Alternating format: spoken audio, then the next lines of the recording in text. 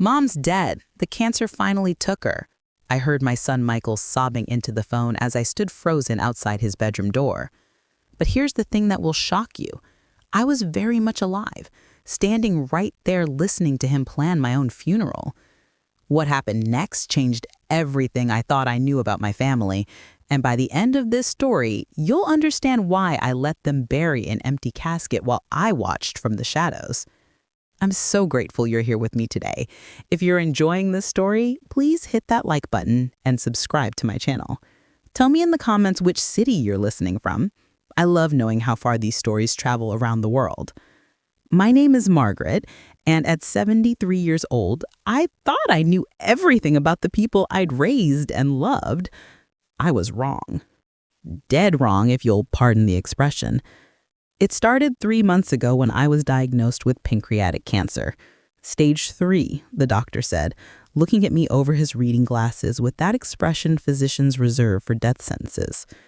6 to 8 months, maybe a year with treatment. The words hit me like a physical blow, but what hurt more was watching my family's reaction when I told them. My son Michael immediately started asking about my will, not about treatment options, not about how we'd spend my remaining time together, about money. Mom, we need to discuss your estate planning, the house, your savings account, the life insurance policy. My daughter-in-law Sandra was even more direct. Margaret, you need to think about liquidating some assets now to avoid estate taxes. We've been researching this online. They'd been researching my death, planning for it like it was a vacation they couldn't wait to take. My youngest son David seemed genuinely grief-stricken, but even he started making comments about practical matters and getting things organized.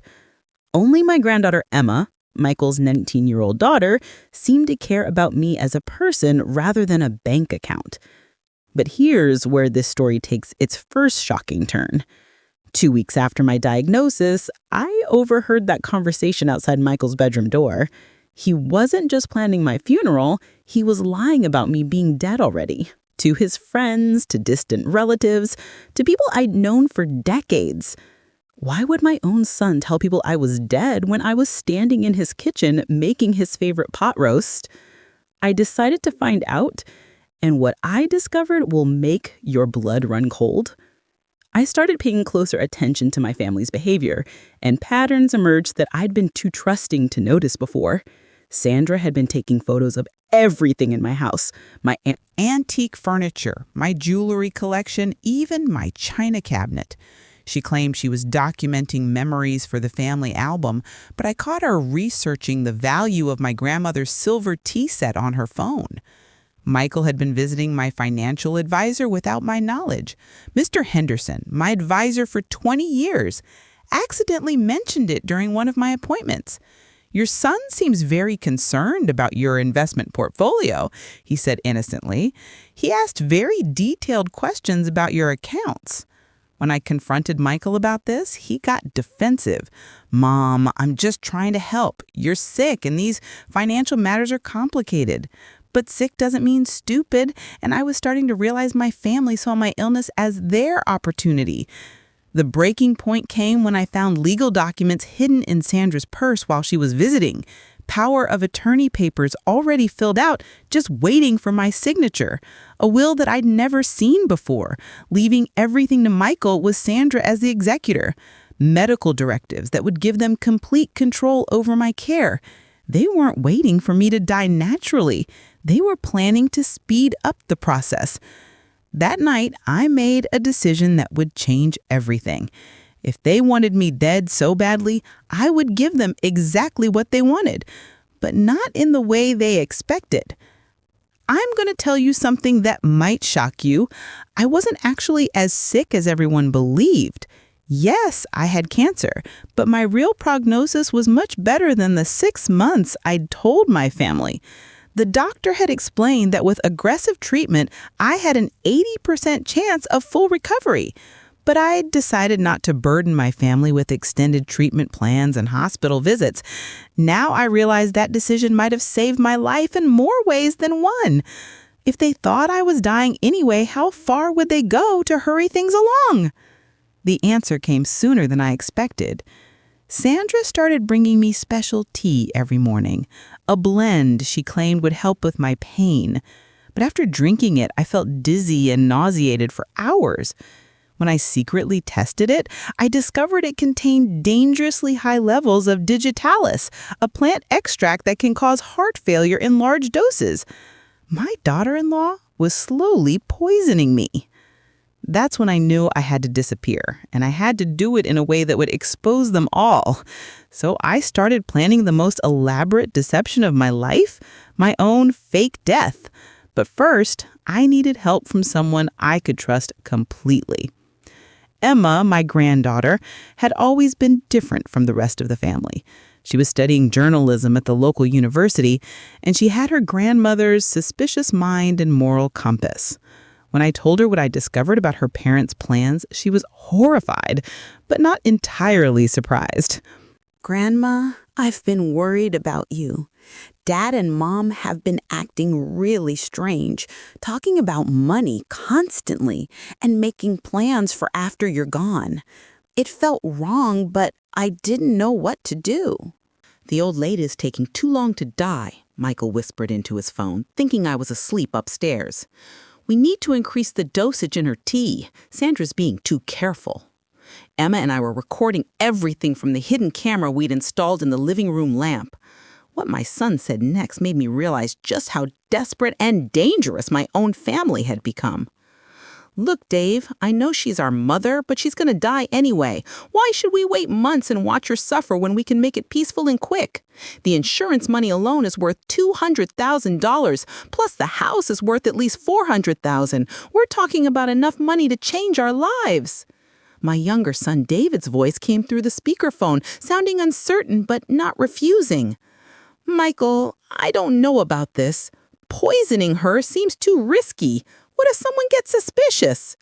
Who's going to suspect anything? She's got cancer, Dave. When old people with cancer die, nobody asks questions. We just have to be smart about it.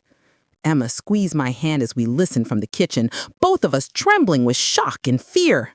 This wasn't just greed anymore. This was premeditated murder.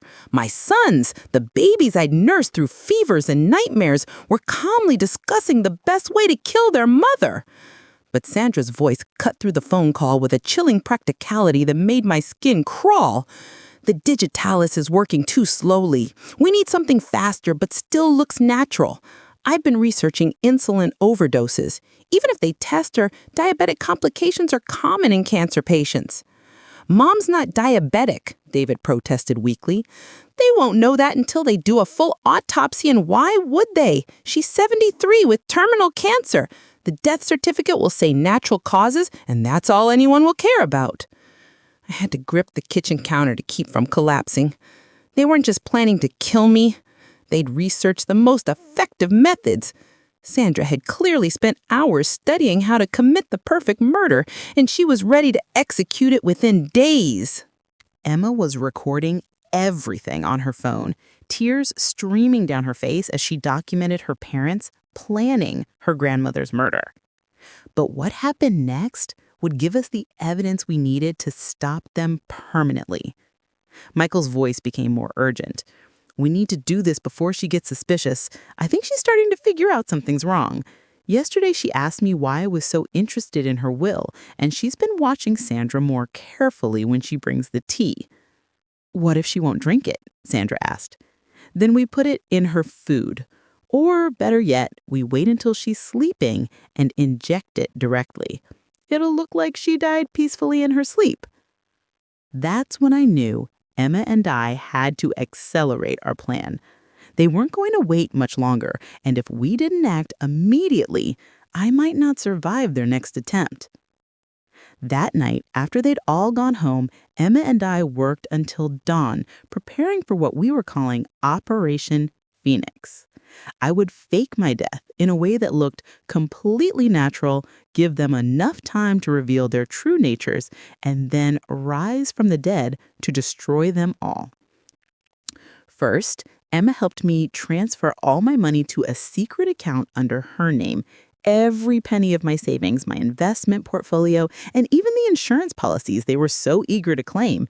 If they wanted to kill me for money, they would find out too late that the money was gone.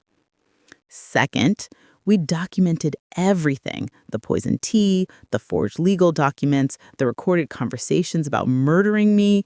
Emma used her journalism training to create a file that would hold up in court. Third, we prepared my death scene with the help of Emma's boyfriend, Jake, who was studying theater and special effects at the university.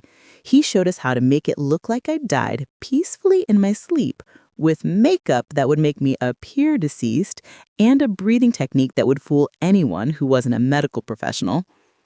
But the most important part of our plan was psychological. We needed to give my family enough rope to hang themselves, literally and figuratively. 3 days later, I put our plan into action. I took Sandra's poison tea as usual that morning, but I'd secretly replaced it with harmless chamomile tea while she wasn't looking. Then I ate a light breakfast and went upstairs to rest, as I did every afternoon since my diagnosis. Emma came to visit around 2 o'clock, as she always did.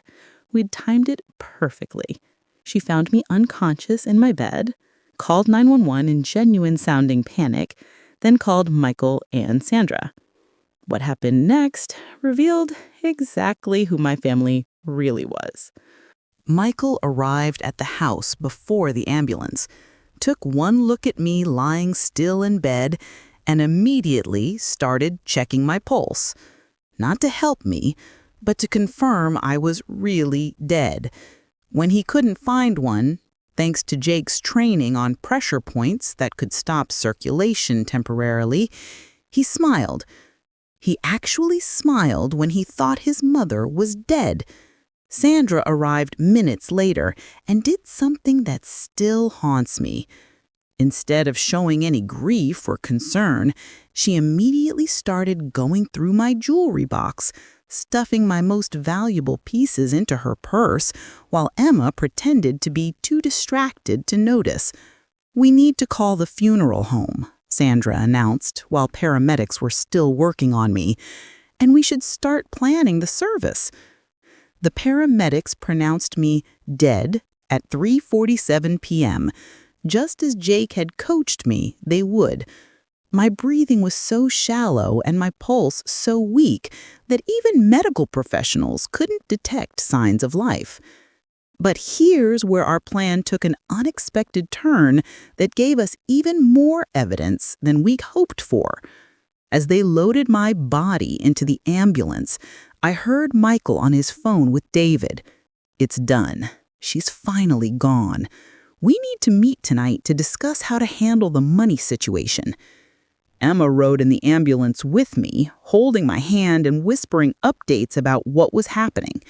"Grandma, you should see Dad's face. He's not even pretending to be sad anymore. And Mom is already making lists of your things she wants to sell." At the morgue, Emma's boyfriend Jake was working his summer job as an assistant to the coroner. He'd agreed to help us stage the most crucial part of our deception: the death certificate and temporary storage of my body. Instead of going into the actual morgue, I was taken to a back room where Jake had prepared a comfortable bed and supplies. For the next 3 days, I would be officially dead while watching my family reveal their true nature. And what I saw in those 3 days would have destroyed me if I hadn't already been dead. Michael and Sandra went through my house like vultures, cataloging everything they wanted to sell and throwing away things they deemed worthless, including photo albums of my late husband and mementos from my children's childhood. David, who I'd thought might have some conscience left, proved to be just as greedy as his brother. He spent hours appraising my antique collection and made appointments with dealers to sell everything before my funeral.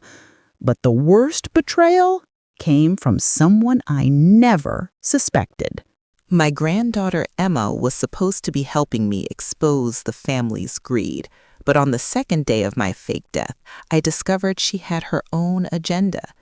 Through the surveillance system we'd set up, I watched her having a secret meeting with Michael and Sandra, a meeting where she revealed our entire plan and demanded her share of my money.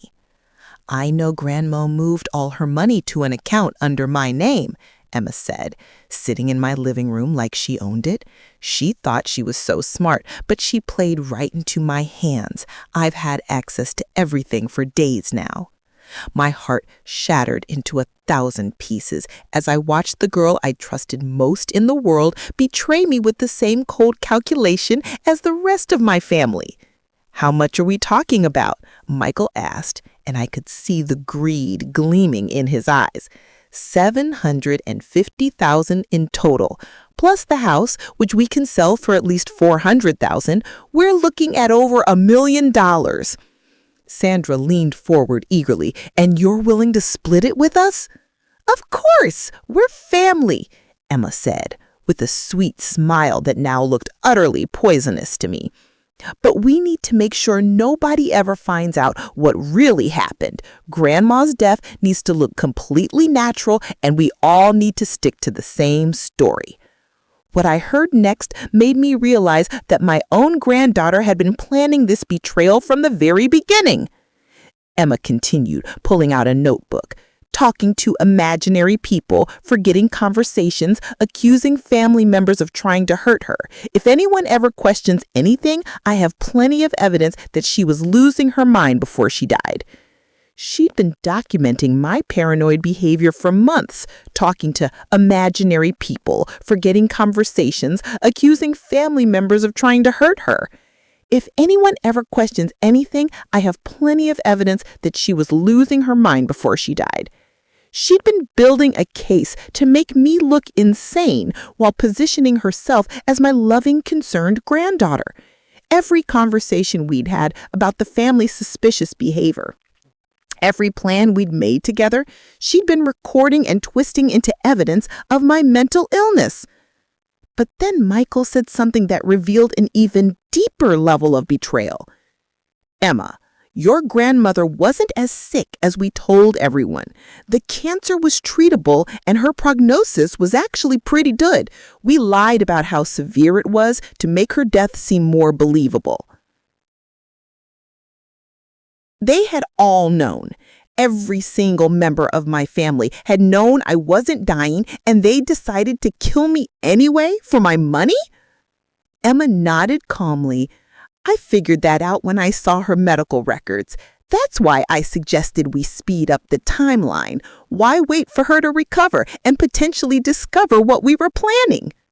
As I lay in that back room of the morgue, listening to my granddaughter discuss murdering me with the same tone she'd used to plan a birthday party, I realized that my fake death had revealed something worse than greed.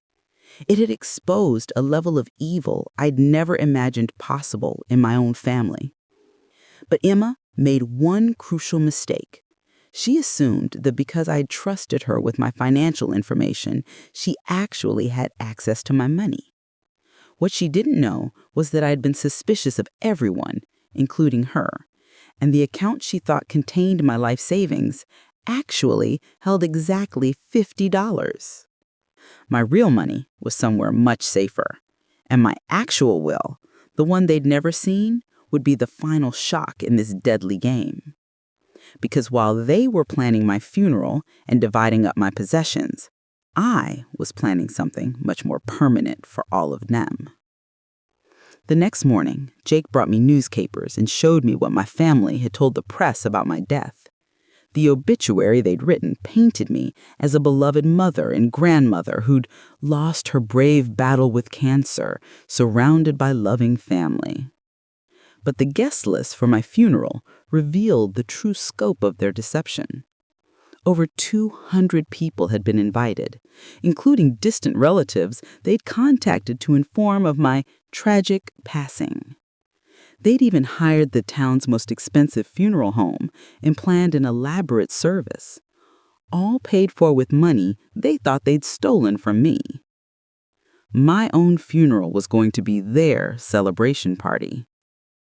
Emma had convinced them to hold the service quickly, claiming it was what Grandma would have wanted.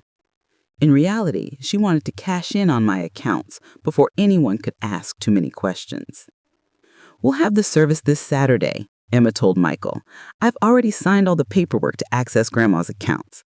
By Monday, we'll have everything transferred to our names." Saturday morning arrived gray and overcast. Perfect weather for a funeral that would shock everyone in attendance. Jake had prepared everything for the final phase of our plan. A closed casket filled with weights to simulate my body, positioned at the front of the packed funeral home. My family dressed in black and playing their roles as grieving relatives, accepting condolences from friends and neighbors who genuinely mourned my passing. I watched from a back room as people I'd known for decades filed past my empty casket, sharing memories of our friendship and leaving flowers they'd brought to honor my memory. Mrs. Henderson from next door was crying genuine tears as she told Michael how much I'd meant to her over the years. "Your mother was the kindest woman I ever knew. She helped me through my husband's death, and I don't know how I'll manage without her." Michael nodded solemnly, playing the part of the devoted son, while calculating in his head how much money Mrs. Henderson might contribute to the memorial fund Emma had established. But Emma's performance was the most sickening of all. She'd prepared a eulogy that painted her as my closest companion and confidant. "My grandmother was my best friend," she said, standing at the podium with fig tears streaming down her face. "She trusted me with her deepest thoughts and feelings, and I promised her I'd take care of the family after she was gone." The irony was overwhelming. She was absolutely right that I'd trusted her with my deepest thoughts, including my plan to fake my death. And she had promised to take care of the family, just not in the way she was claiming. As the service reached its emotional peak, with the pastor delivering a beautiful sermon about eternal love and family bonds, I prepared for my entrance, because the time had come for the dead to rise and deliver justice. At exactly 11:30 a.m., just as they were preparing to close my casket for the final time, the back doors of the funeral home swung open with a bang that echoed through the entire building. Every head turned toward the sound, expecting to see a late arrival paying their respects.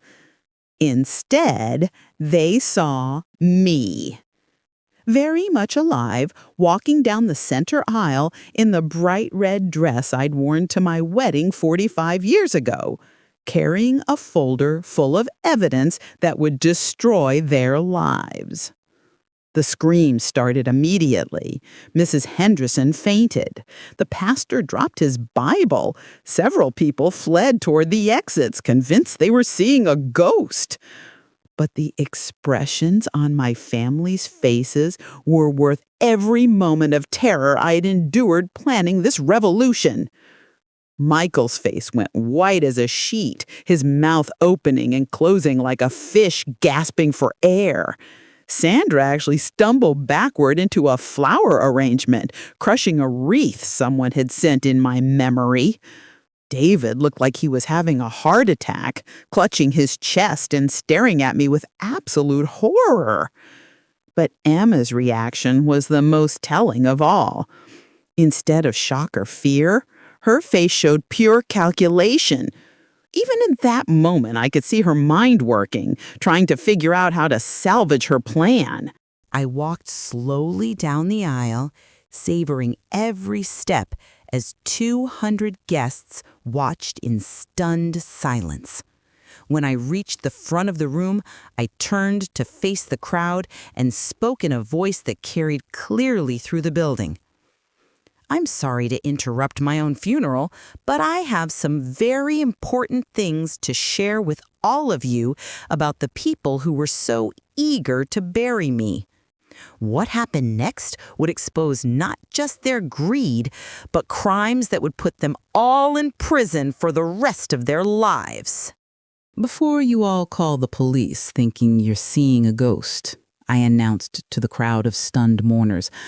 "I want you to know that I am very much alive, and I have been for the past 4 days, while my loving family planned how to spend the money they thought they'd inherit from murdering me." The silence in that funeral home was deafening.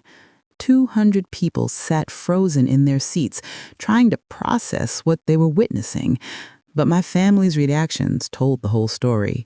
Michael lunged toward the door, but Jake, who'd been positioned strategically as the funeral director, blocked his exit. Sandra started hyperventilating and collapsed into a chair, while David just stood there, shaking like a leaf. Emma, however, tried one last manipulation that revealed just how calculated she'd always been. "Grandma?" she exclaimed, rushing toward me with fake tears of joy. "We thought you were dead. This is a miracle. Everyone, my grandmother is alive." She threw her arms around me in what looked like a loving embrace, but I heard her whisper urgently in my ear, "Play along. We can figure this out together. I protected you." Even now, caught red-handed in front of witnesses, she was still trying to manipulate the situation to her advantage. I stepped back from her embrace and spoke loudly enough for everyone to hear. "Emma, dear, there's no need to pretend anymore. I heard everything you said about splitting my money and documenting my mental illness to cover up my murder." The gasp from the crowd was audible. Mrs. Henderson, who'd recovered from her fainting spell, stood up shakily. "Margaret? What are you talking about? Murder?"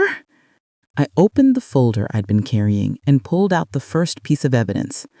"I'm talking about the fact that for the past 3 months, my daughter-in-law, Sandra, has been slowly poisoning me with digitalis in my morning tea, while my sons planned to finish me off with an insulin overdose to make it look like diabetic complications." I held up a vial of the tea Sandra had been preparing for me, along with the lab results showing its toxic contents. This isn't chamomile tea, as Sandra claimed. It's a carefully measured dose of digitalis designed to cause heart failure over time. Sandra finally found her voice, though it came out as a strangled whisper. "That's not true. She's lying. She's been having hallucinations from the cancer medication." "Really?" I smiled grimly and pulled out my phone. "Then explain this conversation I recorded 3 nights ago." I pressed play and Michael's voice filled the funeral home. "The old lady's taking too long to die. We need to increase the dosage in her tea. Sandra's being too careful." The reaction from the crowd was immediate and visceral. People started shouting in outrage. Several got up to leave in disgust, and I heard someone calling 911 on their phone. But I wasn't finished. I had 4 days' worth of evidence to present, and these people deserved to know exactly who they'd been mourning. "Sandra," I called out, making sure she was listening, "would you like to explain to everyone why you were going through my jewelry box while the paramedics were trying to resuscitate me?" I pulled out my phone again and played the video Emma had secretly recorded of Sandra stuffing my diamonds into her purse while I was supposedly dying. Or maybe you'd prefer to discuss the forged power of attorney documents I found in your purse, giving you control over my medical decisions and finances without my knowledge. Each piece of evidence hit my family like a physical blow. Michael had gone from pale to green, looking like he might vomit. David was crying openly, whether from guilt or fear of getting caught, I couldn't tell. But Emma was still fighting, still trying to manipulate the narrative even as it collapsed around her. "Grandma, you're confused," she announced dramatically to the crowd. "The stress of the cancer diagnosis has affected her mind. I've been documenting her paranoid episodes for months." She pulled out her notebook triumphantly, waving it at the assembled mourners. "I have detailed records of her accusing family members of trying to hurt her, talking to imaginary people, forgetting conversations." I had to admire her persistence, even as I prepared to destroy her final defense. "Emma, sweetheart," I said with mock affection, "would you like to read some of those entries out loud? Particularly the ones you documented my paranoid accusations about the family trying to poison me." Her face went blank as she realized the trap I'd set. Every entry in her notebook would now sound like accurate observations rather than paranoid delusions. Because it turns out I was right about everything, wasn't I? The poison tea, the forged documents, the murder plot. I wasn't paranoid at all. I was just a woman whose family was trying to kill her for money. I pulled out another document that would be the final nail in their coffins. "But here's the part that will interest all of you most," I announced to the crowd. "They didn't just plan to kill me for my money. They lied to everyone about how sick I actually was to make my death seem inevitable." I held up my medical records, the real ones that Emma had never seen. "My cancer is stage 1, not stage 3, as they told everyone. My prognosis is 95% survival with treatment. I am not dying of cancer, and I never was." The crowd erupted in angry voices. People were shouting at my family, demanding explanations, expressing outrage that they'd been manipulated into mourning a woman who wasn't even seriously ill. Michael finally cracked under the pressure. "Mom, please," he shouted desperately. "We never meant for it to go this far. It started as just planning for the future, and then things got out of hand." "Things got out of hand?" I repeated incredulously. "You planned to poison me with digitalis and then finish me off with insulin. That's not things getting out of hand. That's premeditated murder." Sandra was crying hysterically now, but her tears weren't convincing anyone after what they'd witnessed. "Margaret, we love you. We would never hurt you. This is all a misunderstanding." "Then explain why you increased my life insurance policies without telling me. Explain why you had forged legal documents ready to steal my house before my body was even cold." David stepped forward, his face streaked with tears. "Mom, I'm sorry. I'm so sorry. Michael convinced me it was the right thing to do. He said you were going to die anyway, and we were just making it easier for everyone." Even in his confession, he was trying to shift the blame to his brother, but Michael wasn't having it. "Don't put this all on me," Michael yelled at David. "You were just as eager to get the money as I was. You're the one who suggested the insulin overdose." They were turning on each other just as I'd hoped they would. But Emma made one last desperate play that showed just how manipulative she'd always been. "Everyone, please listen," she called out to the crowd. "My grandmother staged her own death to frame us. She's been planning this for weeks. She moved all her money into accounts I couldn't access and then pretended to be poisoned to make us look guilty." It was a brilliant attempt to turn the tables, and for a moment, some people in the crowd looked uncertain, until I played the recording that would end this charade forever. "Emma, honey," I said sweetly, "would you like to explain this conversation to everyone?" I pressed play on my phone, and Emma's own voice filled the funeral home. "I know Grandma moved all her money to an account under my name. She thought she was so smart, but she played right into my hands. I've had access to everything for days now." The sound of her own words plotting my financial ruin hit Emma like a sledgehammer. She stumbled backward, her face going ashen as she realized I'd recorded everything. But the recording continued.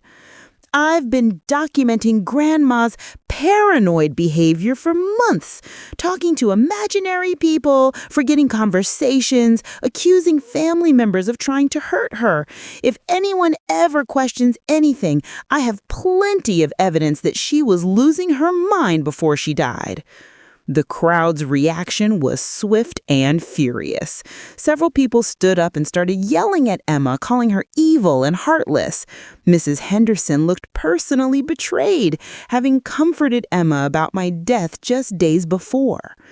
"You little monster," Mrs. Henderson shouted. "I held you while you cried about losing your grandmother, and you were planning to steal from her the whole time?" Emma tried to run, but there were too many people blocking the exits. She was trapped in the funeral home with 200 witnesses to her confession and nowhere to hide. That's when the police arrived. Jake had called them the moment I'd started my presentation, and Detective Rodriguez, who'd known me for years through community events, walked into chaos. "Miss Margaret," he said, staring at me in complete confusion, "but we have a death certificate for you.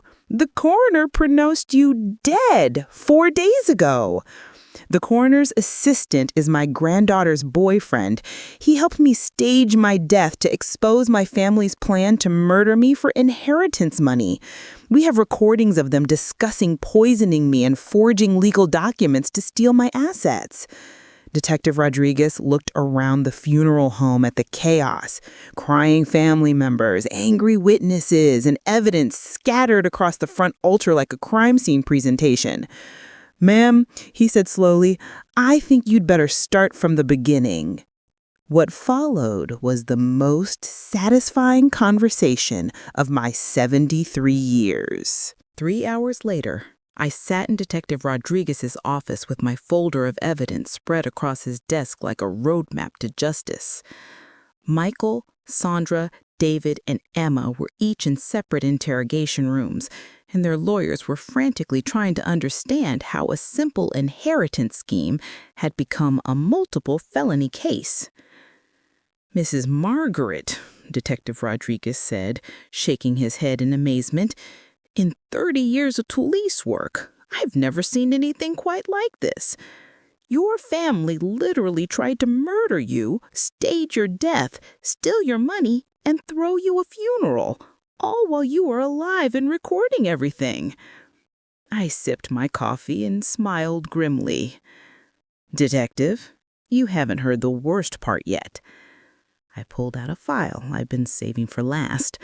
While I was dead for 4 days, they didn't just plan to steal from me.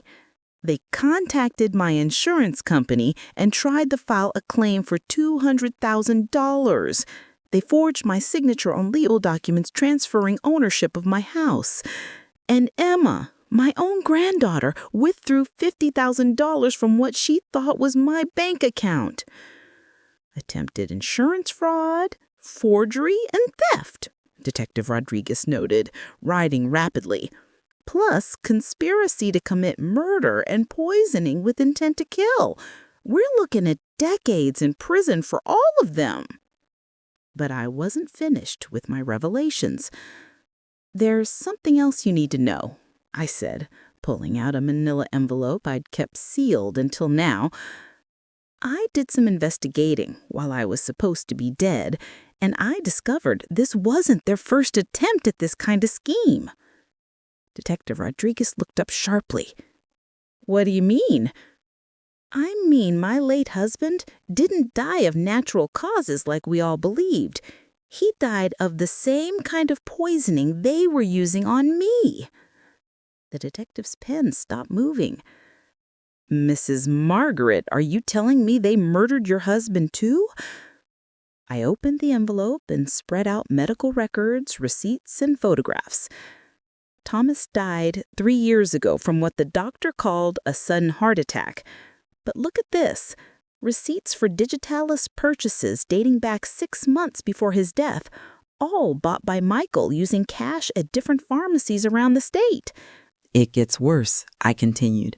"I found similar receipts in Sandra's purse when I was searching her things. She's been buying small amounts of various poisons for over 2 years, always paying cash, always at different locations to avoid suspicion." I pulled out a notebook I'd found hidden in Sandra's bedroom. This is Sandra's planning journal. She calls it her recipe book, but it's actually detailed notes on dosages, timing, and symptoms for various poisoning methods. Detective Rodriguez read through the notebook with increasing horror. She was experimenting with different ways to kill people and make it look natural. According to her notes, she tested small doses on neighborhood cats first, then moved to experimenting on my husband. She documents how long different poisons take to work, what symptoms they cause, and how to avoid detection. The detective looked up at me with newfound respect and concern. Mrs. Margaret, you're incredibly lucky to be alive. This woman is a serial killer who's been operating in our community for years. But my biggest revelation was still coming. Detective, I need to show you something that will change how you see this entire case. I pulled out a letter written in Sandra's handwriting that I found in her jewelry box.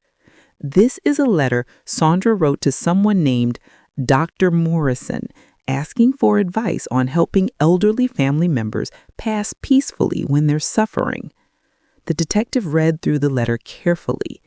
She was consulting with someone about the best methods for mercy killing, but this Dr. Morrison doesn't exist in our medical database. That's because Dr. Morrison is actually Dr. Richard Morrison, a veterinarian who was stripped of his license 5 years ago for euthanizing healthy animals for insurance fraud. Sandra found him online and has been paying him to teach her about lethal injections and untraceable poisons. The detective's face went pale. We're not just dealing with a family murder plot. We're looking at a professional killing operation. I nodded grimly. Sandra wasn't just planning to kill me and move on. She was building a business. I found client files in her computer, elderly people from 3 different states whose families paid her to help them pass peacefully to avoid prolonged medical expenses. The detective stood up abruptly. Mrs. Margaret, we need to contact the FBI immediately. This is interstate murder for hire. But I had one final bombshell that would tie everything together. Detective, there's one more thing you need to see.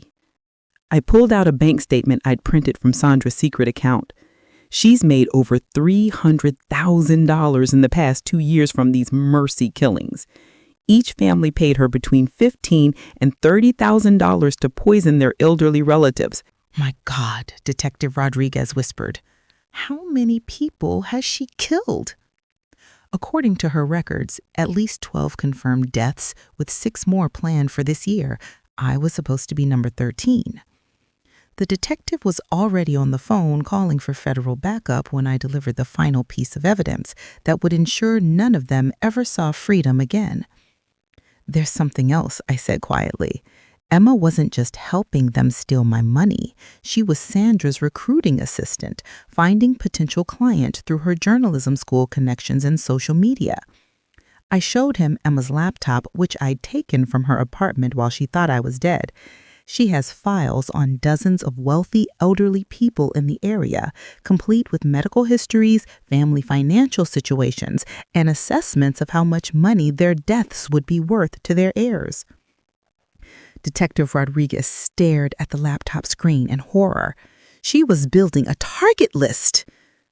Emma's journalism training made her perfect for research. She could interview elderly people for human interest stories while actually gathering information for Sandra's murder business.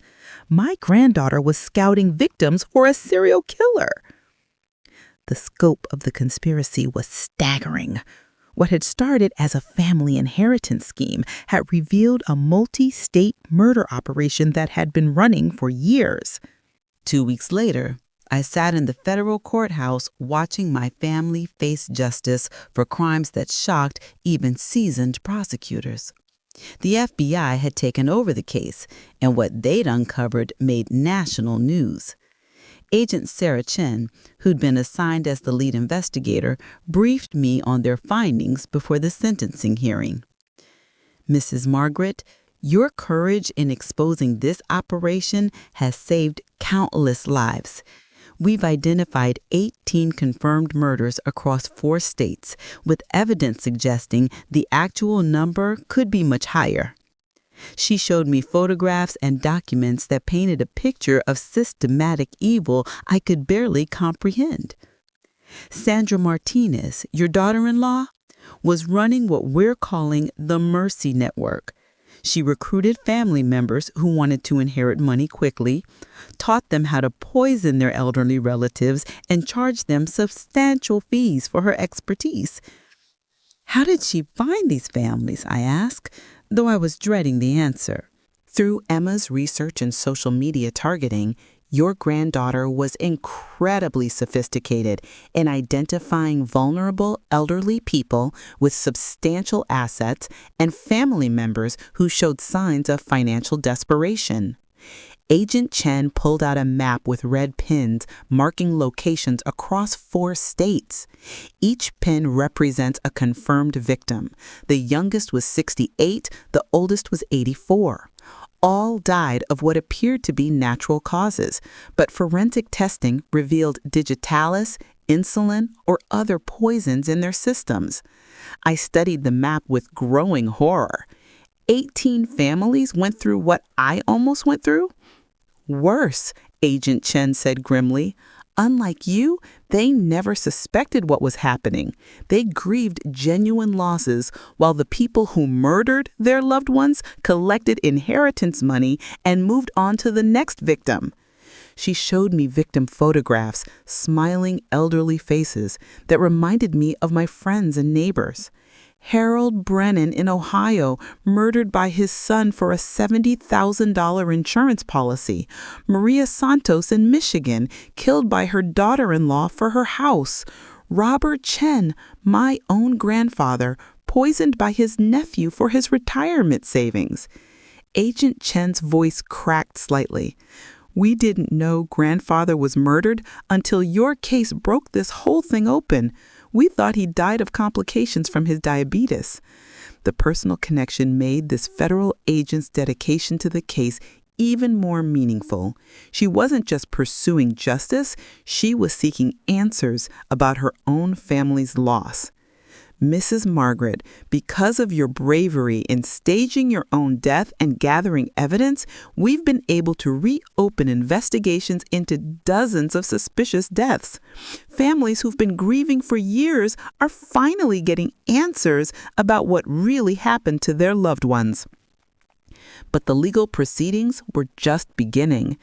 Michael was the first to face sentencing. His lawyer had tried to argue that he was manipulated by Sandra and hadn't understood the full scope of her operation. But the recorded conversations and financial records told a different story. Michael Martinez, Judge Harrison said sternly, "You conspired to murder your own mother for money, participated in insurance fraud, and helped operate a criminal enterprise that killed at least 18 people. The court sentences you to life in prison without possibility of parole." Michael collapsed as the sentence was read. Even facing life in prison, I felt no satisfaction watching my son's destruction. He'd made his choices, and now he would live with the consequences forever. Sandra's sentencing was even more dramatic. She'd fired 3 different lawyers and insisted on representing herself, claiming she was a victim of law enforcement persecution. Your Honor, Sandra announced from the defendant's table, I was providing a humanitarian service to families in crisis. These elderly people were suffering, and their families were drowning in medical expenses. I helped end their pain while relieving their families' financial burdens. Judge Harrison's response was swift and fierce. Miss Martinez, you are a serial killer who murdered elderly people for money. You corrupted family members, destroyed families, and operated a criminal enterprise that spans multiple states. This court sentences you to death by lethal injection. Sandra finally broke down, screaming and fighting with the bailiffs as they removed her from the courtroom. After years of calculating every move, she'd finally lost control. David's case was more complex. His lawyers had negotiated a plea deal in exchange for his testimony against the others. He'd admitted to participating in planning my murder, but claimed he'd never actually harmed anyone directly. David Martinez, Judge Harrison said, while your cooperation has been valuable to this investigation, you willingly participated in a conspiracy to murder your mother and remained silent while other elderly victims were killed. The court sentences you to 30 years in federal prison." David looked at me with tears streaming down his face as the sentence was read. "Mom, I'm sorry," he moused, but the words felt empty after everything I'd learned about his involvement. Emma's sentencing was the most painful for me personally. Despite everything she'd done, she was still my granddaughter, and watching her face justice broke my heart in ways I hadn't expected. "Emma Martinez," Judge Harrison began, "you used your education and natural talents to identify vulnerable elderly victims for a murder operation. You betrayed your own grandmother's trust to gather intelligence that directly resulted in multiple deaths. While you were 19 at the time of these crimes, your level of sophistication and calculated cruelty warrants adult sentencing." Emma's lawyer had argued that she was manipulated by older family members and didn't understand the full consequences of her actions. But her detailed victim files and recorded conversations told a different story. The court sentences you to 25 years in federal prison with possibility of parole after 15 years, contingent on continued cooperation with ongoing investigations. Emma looked at me one final time before being led away. There was no remorse in her eyes, no recognition of the evil she participated in. Even facing decades in prison, she seemed to view herself as a victim of circumstances rather than a perpetrator of crimes. After the sentencing, Agent Chen walked me to my car in the courthouse parking lot. "Mrs. Margaret, I want you to know that your actions have had impact far beyond your own case. We've established a new FBI task force specifically to investigate suspicious deaths of elderly people, and we're training law enforcement across the country to recognize signs of family-based poisoning schemes." She handed me a business card with her direct number. "If you ever need anything, counseling, security concerns, or just someone to talk to who understands what you've been through, please don't hesitate to call." As I drove home from the courthouse, I reflected on everything that had changed in my life. I'd exposed a serial killing operation, saved countless future victims, and gotten justice for my murdered husband. But I'd also lost my entire family and learned that the people I trusted most in the world had been planning to kill me. The victory felt hollow in some ways. Yes, evil had been punished, but the cost had been devastating. 6 months after the trial, I sat in my garden watching the sunrise and trying to rebuild a life that felt completely foreign to me. The house was finally quiet after months of FBI agents, reporters, and lawyers coming and going. But the silence wasn't peaceful.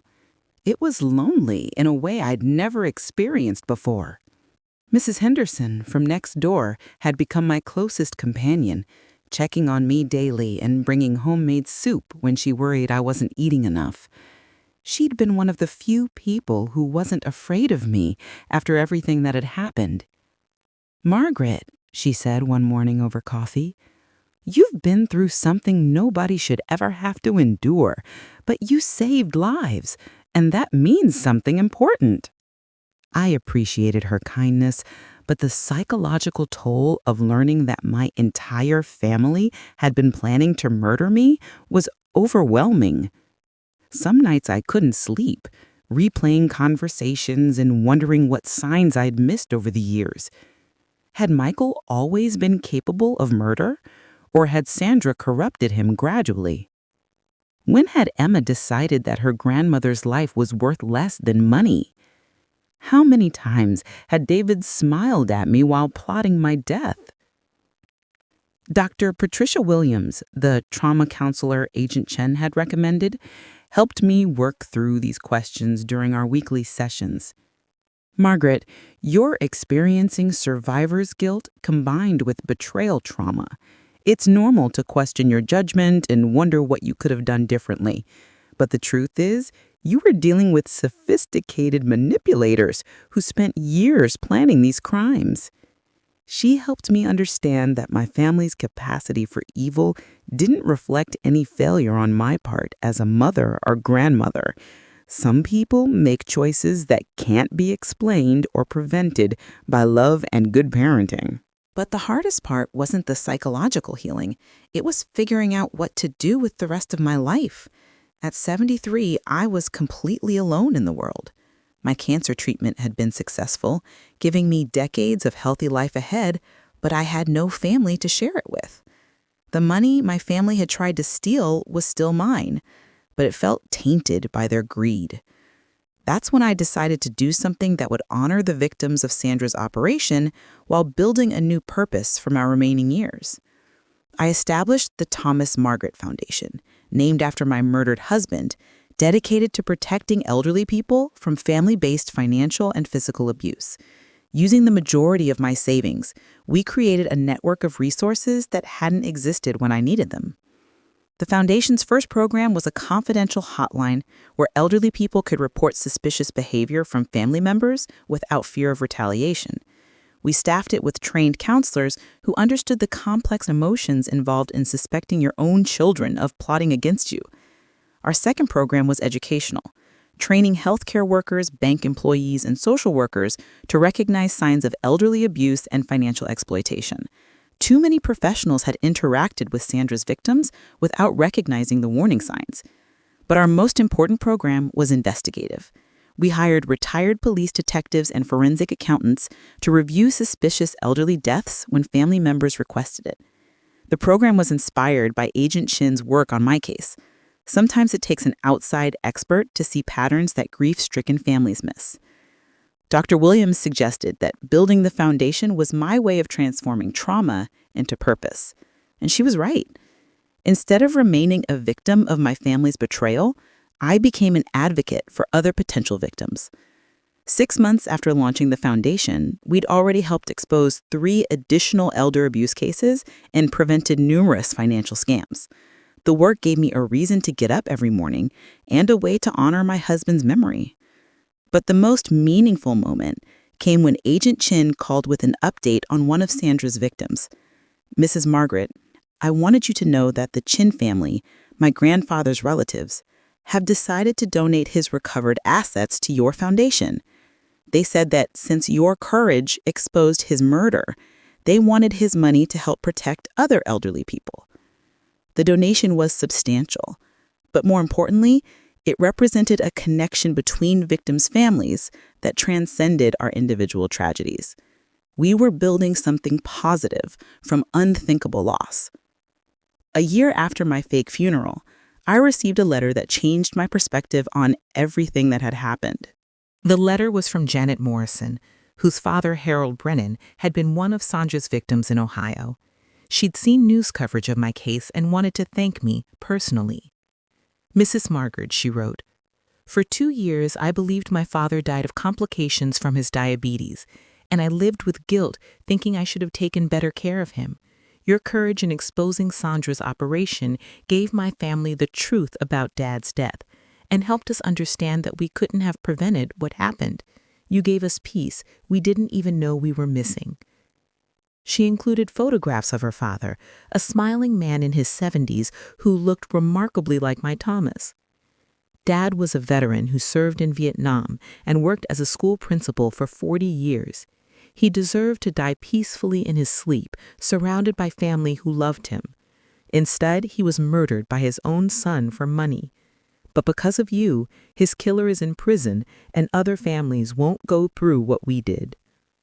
Reading Janet's letter, I realized that my fake death had accomplished something more important than just saving my own life. It had given justice to families who'd been grieving murders they didn't even know had occurred. The foundation continued to grow, attracting support from law enforcement agencies, medical professionals, and families who'd been affected by elder abuse. We established chapters in 12 states and trained hundreds of professionals to recognize warning signs. But perhaps the most satisfying development was hearing from Agent Chen that our work was having a deterrent effect. Potential abusers were thinking twice about targeting elderly family members because they knew resources existed to investigate and expose their schemes. 2 years after my resurrection at my own funeral, I received a phone call that brought my story full circle in the most unexpected way. Mrs. Margaret, this is Warden Patricia Collins from Federal Correctional Institution in Ohio. I'm calling about your granddaughter, Emma Martinez. My heart sank, fearing that Emma had been hurt or worse in prison. Despite everything she'd done, she was still the little girl I'd taught to bake cookies and helped with homework. Is she all right? I asked hesitantly. She's physically fine, but she's requested to speak with you. She says she has information about additional victims that she wants to share, but only with you directly. I was torn. Part of me never wanted to see Emma again, but if she had information that could help other families find closure, I felt obligated to listen. What kind of information? She claimed Sandra documented victims going back 7 years instead of the 3 years we investigated. She says she knows where Sandra hid additional records that could help us solve dozens more cases. The possibility that Sandra had been killing elderly people for 7 years instead of 3 was staggering. How many more families were out there grieving deaths they didn't know were murders? A week later, I sat across from Emma in the prison visiting room, looking at a young woman who'd aged years in the past 24 months. Prison had heartened her in some ways, but there was something different in her eyes. Not remorse exactly, but perhaps awareness of consequences she hadn't understood before. "Grandma," she said quietly, "I know you probably hate me. I don't hate you, Emma, but I don't understand how you became capable of helping murder innocent people." She looked down at her hands, which were shaking slightly. "I think about that every day. How did I get from being your granddaughter who loved you to someone who helped plan your death for money?" For the first time since this nightmare began, Emma seemed to be engaging in genuine self-reflection rather than manipulation. Sandra wasn't just teaching us to poison people. She was grooming us psychologically, making us believe that elderly people were burdens on their families and society. She convinced me that helping them die quickly was actually merciful. "But you knew I wasn't suffering, Emma. You knew my cancer was treatable." "I know. That's what I can't forgive myself for." She looked up at me with tears in her eyes, the first genuine emotion I'd seen from her since this began. When it was abstract elderly people I didn't know, I could convince myself we were helping. But when it came to you, someone I actually loved, I should have stopped it. Her confession was painful to hear, but it felt authentic in a way her previous statements hadn't. "The information you want to share," I said, redirecting the conversation. "How many more victims are we talking about?" Emma pulled out a piece of paper covered with her handwriting. Sandra kept detailed records of everyone, but she hid the older files in a storage unit in Michigan. I have the location and the access codes. She slid the paper across the table to me. There are at least 37 additional deaths documented in those files, going back to 2016. Some were Sandra's direct kills, others were family members she trained and charged her for her services. 37 more victims. 37 more families who'd grieved natural deaths that were actually murders. "Why are you telling me this now?" I asked. "Because I've been getting letters from some of the victims' families, people who found out about their relatives' murders through your case. Reading their pain, understanding what we took from them, it's destroying me." She pulled out a letter from her pocket. This is from a woman whose mother was one of Sandra's early victims.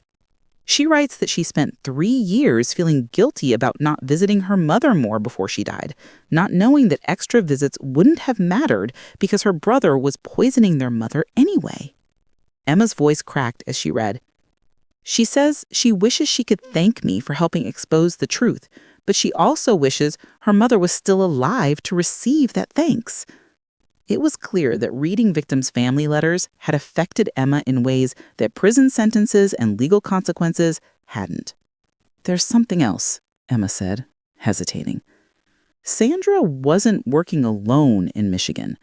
She had a partner, another woman who specialized in targeting elderly men in nursing homes and assisted living facilities. My blood ran cold. If Sandra had been part of a larger network, the scope of this operation was even more massive than we'd discovered. This partner, she's still operating. I have her name and contact information in those hidden files. I realized that Emma's information could prevent dozens of additional murders and bring justice to families who'd been grieving for years without knowing the truth. "I'll contact Agent Chen immediately," I told her. This information could save lives.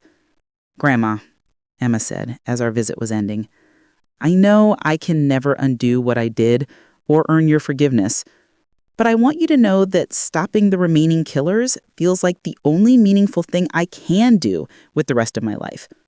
It wasn't an apology exactly, but it was acknowledgement of responsibility and genuine desire to prevent further harm. It was more than I'd expected from her. 2 days later, I was back in Agent Chen's office with Emma's information spread across the conference table. "Mrs. Margaret, this is incredible. If Emma's information is accurate, we're looking at the largest elder abuse murder conspiracy in U.S. history." Agent Chen had already contacted law enforcement in Michigan to secure the storage unit Emma had identified. "We found it," she reported after hanging up the phone. "Boxes of files documenting murders, training materials for family members, and financial records showing payments for killings." Emma was right. Sandra had been operating since 2016. But the discovery of Sandra's partner was even more significant. Gloria Hampton, age 54, former nursing home administrator who was fired for medication irregularities 5 years ago. According to these files, she's killed at least 12 elderly men in nursing facilities across Michigan, Ohio, and Indiana. Agent Chen showed me photographs of Gloria's victims, elderly men who died of apparent heart attacks or medication complications while in professional care. She targeted men without close family members who visited regularly, men whose deaths wouldn't be questioned or thoroughly investigated. The scope of evil we were uncovering was overwhelming, but it also represented hope for families who'd never gotten answers about their loved ones' deaths. Mrs. Margaret, we're coordinating a simultaneous arrest operation across 3 states. By tomorrow night, Gloria Hampton and her network will be in custody. The arrest of Gloria Hampton and her network made international news and validated everything I'd fought for since discovering my family's murder plot. But it also revealed how widespread elder abuse had become and how many predators were targeting vulnerable seniors. Agent Chen invited me to observe Gloria's interrogation from behind one-way glass, and what I witnessed was chillingly similar to Sandra's cold calculation. "Gloria Hampton," Agent Chen said, laying out photographs of Gloria's victims. "We have evidence linking you to the murders of at least 12 elderly men in nursing care facilities. We have documentation from Sandra Martinez's files detailing your methods and payments received for these killings." Gloria's response was immediate and emotionless. "Those men were suffering. I ended their pain quickly and peacefully. Their families should thank me."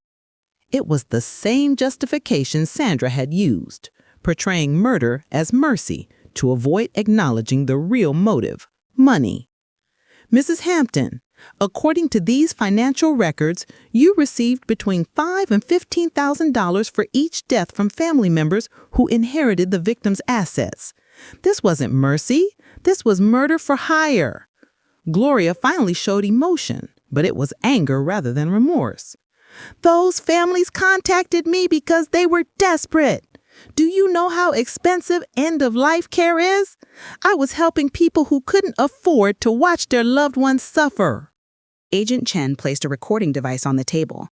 "Mrs. Hampton, we have recorded conversations between you and Sandra Martinez discussing the most effective poisons for elderly victims and how to avoid detection during autopsies." As the recorded conversations played, I listened to two women casually discussing murder techniques like they were sharing cooking recipes. The clinical detachment in their voices was terrifying. But what shocked me most was learning about the scope of their victim selection. "We've analyzed the files from Sandra's storage unit," Agent Chen explained to me during a break, "and we've identified patterns in how they chose victims. They specifically targeted elderly people with substantial assets, but strained family relationships." She showed me victim profiles that read like psychological case studies. They looked for families where adult children were financially struggling, elderly parents who felt like burdens, and situations where inheritances would solve immediate money problems. They were exploiting family dysfunction and financial desperation, I realized. Exactly. And they were incredibly sophisticated about it. Sandra would spend months researching potential victims, building relationships with family members, and assessing their psychological vulnerabilities before proposing her services. The investigation revealed that Sandra and Gloria had trained at least 20 family members to poison their elderly relatives over a 7-year period. The network had generated over $2 million in fees while destroying countless families. But perhaps the most disturbing discovery was how they'd refined their techniques over time. Their early victims were killed with crude methods that occasionally raised suspicion. But by the time they got to your case, they'd perfected methods that were virtually undetectable without specific forensic testing. She showed me Sandra's detailed notes on dosage calculations, timing protocols, and symptom management. If you hadn't staged your death and gathered evidence, Sandra might have operated for years without being caught. The thought that my fake funeral might have prevented dozens of additional murders made the trauma I'd endured feel worthwhile. 6 months later, Gloria Hampton was sentenced to life in prison, and we'd identified 43 total victims of the Sandra Gloria network. But more importantly, the investigation had led to new protocols for investigating elderly deaths and protecting vulnerable seniors. The Thomas Margaret Foundation had grown into a national organization with chapters in 30 states. We'd prevented hundreds of financial scams, investigated dozens of suspicious deaths, and trained thousands of professionals to recognize elder abuse.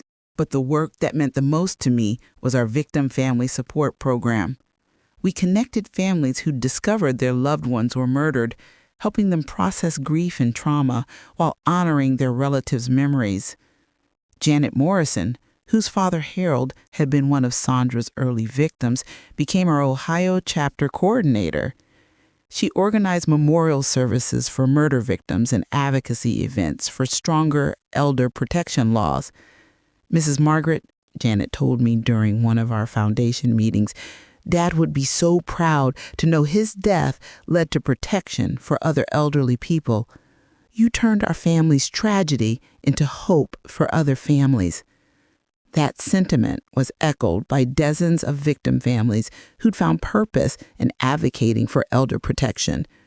We'd created a community of people who understood the unique trauma of learning that a loved one's natural death was actually murder. 3 years after walking into my own funeral, I stood before a Senate subcommittee hearing on elder abuse, preparing to testify about legislation that would strengthen protections for vulnerable seniors nationwide. The hearing room was packed with victim families, law enforcement officials, and advocates who'd been working to reform elder protection laws. Agent Chen sat in the front row, along with Janet Morrison and other families whose lives had been changed by the Sandra Martinez investigation. "Mrs. Margaret Thomas," Senator Patricia Williams announced, "thank you for joining us today to share your experience and recommendations for protecting elderly Americans from family-based abuse and murder." I looked out at the audience and saw faces that represented hope emerging from unthinkable tragedy. These were people who'd chosen to transform their pain into advocacy for others. Thank you, Senator Williams. 3 years ago, I discovered that my own family was planning to murder me for inheritance money. But what started as a personal nightmare became an investigation that exposed a nationwide network of people who kill elderly family members for financial profits. I outlined the scope of what we'd uncovered: a 7-year operation that had murdered at least 43 elderly victims across multiple states, generated millions in criminal profits, and destroyed countless families. But the most important thing we learned is that these crimes are preventable. With proper training, adequate resources, and updated laws, we can protect vulnerable seniors and hold perpetrators accountable. I presented the Foundation's legislative recommendations: mandatory training for healthcare workers on recognizing poisoning symptoms, improved coordination between law enforcement agencies for investigating suspicious elderly deaths, and stronger penalties for family members who abuse or exploit elderly relatives. Currently, if someone poisons their elderly parent for inheritance money, they might be charged with simple assault if they're caught. Meanwhile, if they poison a stranger, it's attempted murder. Our law should reflect that betraying and murdering a family member who trusted you is actually worse than killing a stranger. The senators asked detailed questions about how Sandra's network had operated and what could have prevented their crimes. Senator Johnson, you asked what signs family members should watch for. The answer is that victims' families usually don't see the signs because they trust the perpetrators. My husband was being poisoned by our son, but I attributed his symptoms to his existing health conditions. What we need is outside oversight, healthcare workers, financial advisors, and social workers who are trained to recognize patterns and not emotionally invested in believing family members are acting in good faith. Senator Martinez, ironically sharing a last name with my murderous family, asked about the psychological profile of perpetrators. Senator, what we learned is that these aren't typically people with long criminal histories. They're often desperate family members facing financial crises who convince themselves that their elderly relatives are suffering and would want to die. The perpetrators create elaborate justifications for murder that allow them to see themselves as merciful rather than criminal. That's why education and early intervention are so important. By the time someone is actively poisoning their parent, they've already rationalized murder as mercy. We need to identify and help struggling families before they reach that point. After 3 hours of testimony, the subcommittee voted unanimously to advance the Elder Protection Act to the full Senate. The legislation would establish a national task force for investigating suspicious elderly deaths, provide federal funding for elder abuse prevention programs, and create mandatory reporting requirements for professionals who interact with vulnerable seniors. But beyond the legislative victory, the hearing represented something more personal for me: the transformation of my trauma into meaningful change that would protect other elderly people from what I'd experienced. As we left the Capitol building, Agent Chen walked with me toward the car that would take me back to the airport. Mrs. Margaret, I wanted you to know that the FBI has opened a new elder crimes division based on everything we learned from your case. We're proactively investigating suspicious elderly deaths instead of waiting for families to request investigations. She handed me a business card with the new division's contact information. We've already identified 12 additional cases that might be connected to poison murder schemes. Your courage in exposing Sandra's network is continuing to save lives.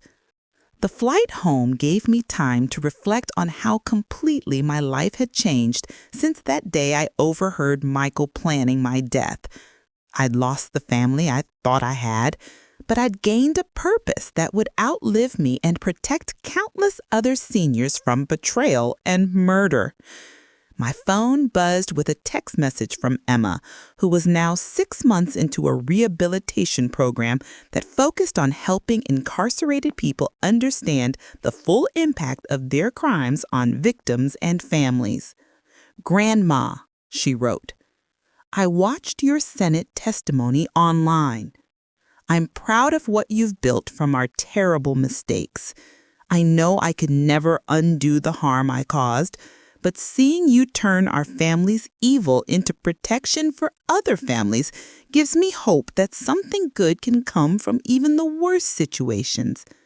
It wasn't forgiveness exactly, but it was acknowledgement that redemption was possible, even after unthinkable betrayal. As the plane descended toward my home airport, I looked out the window at the city lights below and thought about all the elderly people sleeping peacefully tonight because of the work we'd done. Some of them would never know how close they'd come to being victims of family murder schemes that we'd prevented. Mrs. Henderson was waiting for me at the airport, as she always did when I traveled for foundation business. "How did it go, dear?" she asked as we drove through the familiar streets of our neighborhood. "I think we're going to save a lot of lives," I replied, feeling genuinely optimistic about the future for the first time in years. That night, as I sat in my garden under the stars, I thought about Thomas and how proud he would be of what we'd accomplished. His death hadn't been in vain. It had led to protections for countless other elderly people who would live longer, safer lives because of the changes we'd fought for. I learned that sometimes the most terrible betrayals can become the foundation for the most meaningful victories. My family's attempt to murder me had exposed a national network of elder abuse and led to legal changes that would protect vulnerable seniors for generations. The dead had risen not just to expose the truth, but to build a legacy of protection for the living. And in the end, that resurrection was worth more than any inheritance my family could have stolen. If you enjoyed this story of survival and justice, please share it with others who might need to hear that it's possible to transform trauma into triumph. Your support helps us continue sharing stories of courage and hope. What would you have done in my situation? How far would you go to expose the truth and protect others? I'd love to hear your thoughts in the comments below. Remember, if you or someone you know is experiencing elder abuse, help is available. Trust your instincts, document suspicious behavior, and don't be afraid to seek outside help when family loyalty conflicts with personal safety. Sometimes the people who claim to love us most are the ones we need to fear the most. But with courage, evidence, and determination, truth and justice can prevail, even against the most calculated evil. Thank you for staying with me through this journey. Until next time, stay safe and trust your instincts.